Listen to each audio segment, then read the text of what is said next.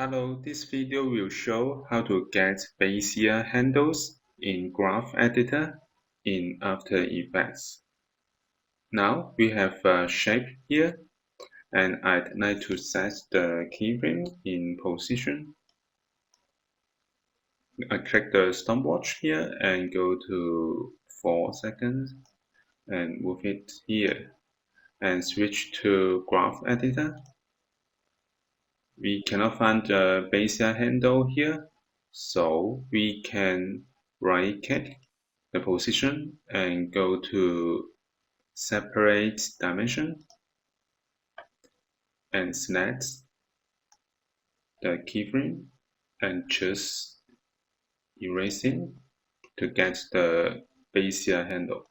Same thing, we can choose the keyframe and then choose ECL to get the handle. So we can select this again and control the Bezier handle here. This is showing how we can get Bezier handles in Graphics Editor. Thank you for watching this video. Hope this helped. Please subscribe this channel. More videos will be shared with you. I'm Artist B. See you in the next video. Bye bye.